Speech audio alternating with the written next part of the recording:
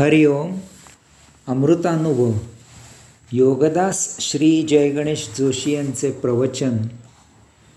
अध्याय 9. जीवमुक्त दशा कथन. ओवी क्रमांक 42. पाहे पा अवघेया रुखा रुखची यया, परी दुसरा नाही तया विस्तार जेवी. अर्थात वृक्षावर जे दिसते तो सर्व वृक्षाचाच विस्तार असतो, तेथे अन्य काहीही नसते. माऊलींनी पहिले उदाहरण दिले आहे. आपण जेव्हा वृक्ष पाहतो तेव्हा आपल्याला तेथे मुळे, खोड, फांद्या, पाने, फुले, फळे, त्यांची विविध रंगसंगती इत्यादी असे वृक्षाचे भिन्न भिन्न रूप दिसते. तथापि हे सर्व म्हणजे त्या वृक्षाच्या बीजाचाच विस्तार असतो.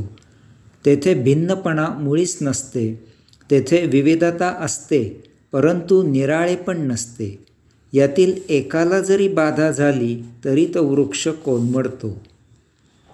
याचप्रमाणे हे ब्रह्मांड म्हणजे परमब्रह्मामधील परम आत्मशक्तीचाच विस्तार आहे. येथे मुळीच भिन्नत्व नाही.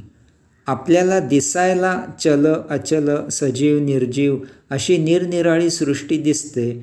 त्यात सजीवात असंख्य भिन्न भिन्न जीव दिसतात. निर्जीवात निरनिराळे प्रकार पाहायला मिळतात. परंतु असे असूनही हा सर्व एकाच परम महादिव्य ऊर्जेचा, चैतन्याचा प्रसार झालेला आहे.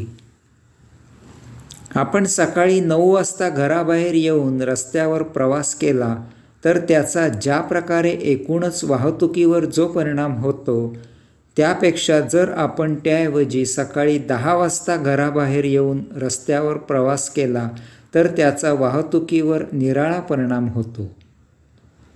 तसेच ब्रह्मांडात कोणत्याही एका ठिकाणी घडत असलेली घटना सर्व ब्रह्मांडावर परिणाम करत असते. कारण संपूर्ण ब्रह्मांड एकसंध आहे. येथे त्यात एकमेव ऊर्जा, चैतन्य आहे. त्यालाच आपण परम आत्मशक्ती, परम आत्मा असे म्हणतो. येथील प्रत्येक गोष्ट ही त्या परम महादिव्य आत्मशक्तीचाच विस्तार आहे. त्या एकमेव परम चैतन्याचाच विस्तार आहे. आपण देह धारण करणारे त्याच परम आत्म्याचा, त्याच परम चैतन्याचा अंश आहोत.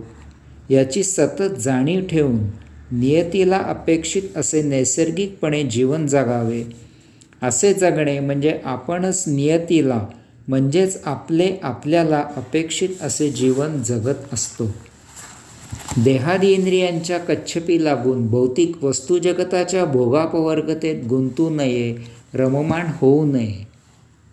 यासाठी नित्यनेमी जितके जसे जेव्हा जमेल तितके स्वस्थानी स्वतःजवळ प्रशांत मौन बसावे. म्हणजे आपल्याला आत्मप्रचिती येईल. त्यायोगे या मानवी देहाचा आणि त्याच्या जीवनाचा सत्य अर्थ उमजेल. ओवी क्रमांक 43.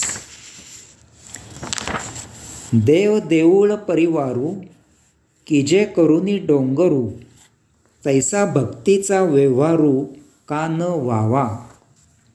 अर्थात डोंगरामधील एकसंध अशा खडकावर देऊळ, देव, त्याचा परिवार असे सर्व कोरले आहे. मग हीच गोष्ट भक्तीचे बाबतीत का नसावी. माऊलींनी येथे दुसरे उदाहरण दिले आहे.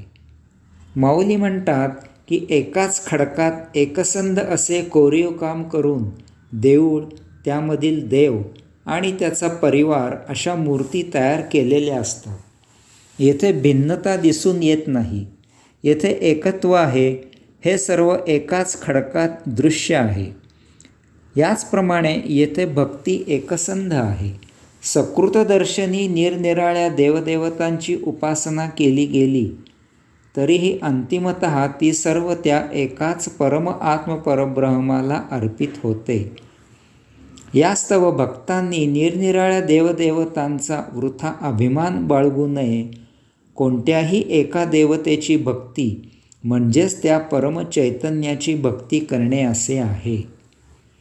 हेच सत्य आहे की आकाशात पतितं तोयम यथा गच्छति सागरम सर्वदेव नमस्कारः केशवम प्रति गच्छति. आकाशामधून पडणारे पाणी शेवटी सागरालाच जाऊन मिळते. याचप्रमाणे कोणत्याही देवाला केलेला नमस्कार हा शेवटी त्या पुरुषोत्तमालाच केला जातो. ओवी क्रमांक 44. अहो मुगी मूग जैसे घेता न घेता नवल नसे केले देवपण तैसे दोही परी. अर्थात मुक्याने मौन धारण केले किंवा न केले तर त्यात काहीच नवल नाही. तसे भगवंताशी एकरूप झालेल्या भक्ताने भजन केले किंवा भगवंताने भजन केले तर ते एकच आहे. माऊली आता तिसरे उदाहरण देत आहेत. ते सांगतात की जन्मतःच जो मुका आहे, जो आयुष्यात कधीही बोलू शकत नाही, त्याने मौन धारण केले तर त्यात विशेष असे काहीही नाही. कारण त्याला जरी बोलायचे असले तरी तो मौन राहण्याशिवाय अन्य काहीही करू शकत नाही. त्याला मौन हीच एकमेव भाषा येते. याचप्रमाणे भगवंताशी एकरूप झालेल्या भक्ताने भजन केले किंवा भगवंताने भजन केले तर त्यात काहीही फरक नाही. कारण आता भक्त भगवंत स्वरूप झालेला आहे. भक्ताचा भगवंताशी योग जुळून आला आहे. यामुळे त्याने केलेले भजन हे भगवंतानेच केलेले भजन आहे किंवा त्याच्या स्वरूपात भगवंताने केलेले भजन हे भक्ताने केलेले भजन आहे. भक्त आणि भगवंत एकत्वाचीच भाषा जाणतात. याशिवाय अन्य भाषा ते बोलू शकत नाहीत. ओवी क्रमांक 45. अखतची देवता अखतीची असे न पूजिता मा अखती काय आता पूजो जावी. अर्थात अक्षतांच्या देवाची पूजा अक्षतांनी वेगळी ती काय करायची. पूजा आणि पूज्य दोन्हीही अक्षताच आहेत. माऊली आता चौथे उदाहरण देत आहेत. जेव्हा मूर्ती उपलब्ध नसते तेव्हा पाटावर अक्षता पसरून त्यामधून देव साकारला जातो.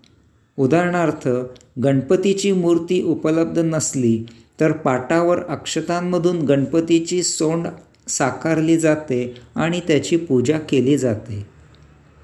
माऊली म्हणतात, अशा वेळी पूजेच्या विधींमध्ये अक्षता वापरल्या काय किंवा अक्षता न वापरल्या काय दोन्ही एकच आहेत. कारण अक्षतांच्या देवाची आणखी निराळ्या अक्षतांनी पूजा ती काय करणार. याचप्रमाणे भगवंत स्वरूप झालेल्या भक्ताने आता भगवंताचे भजन केले काय किंवा न केले काय दोन्ही सारखेच असते. कारण आता भगवंत स्वरूप झालेल्याने भगवंताचे आणखी निराळी ते भजन काय करायचे. अशा वेळी भगवंत स्वरूप भक्ताचे सर्व सोपस्कार सुटतात. ओवी क्रमांक 46. दीप्तीची लुगडी दीप कळिके तू वेढी हे न म्हणता ते उघडी ठाके काही. अर्थात दिव्याच्या ज्योतीला प्रकाशाचे लुगडे नेस असे सांगून काय उपयोग. ती त्याशिवाय काय उघडी राहते का. माऊली आता पाचवे उदाहरण देत आहेत. दिव्याच्या ज्योतीला जर आपण सांगितले नाही की तू प्रकाशाचे कपडे परिधान कर तर ती काय कपड्यांशिवाय राहते का. कारण ती मूलतः प्रकाशाचे आवरण घेतलेल्याच स्थितीत असते. याचप्रमाणे भगवंत स्वरूप झालेल्या भक्ताला जर सांगितले नाही की तू आता भगवंताचे भजन कर तर तो काय भजनाशिवाय राहतो का. तो स्वतःच भगवंत स्वरूप आहे. त्याने स्वतःसाठी भजन केले काय किंवा न केले काय दोन्ही सारखेच आहे. हरि ओम.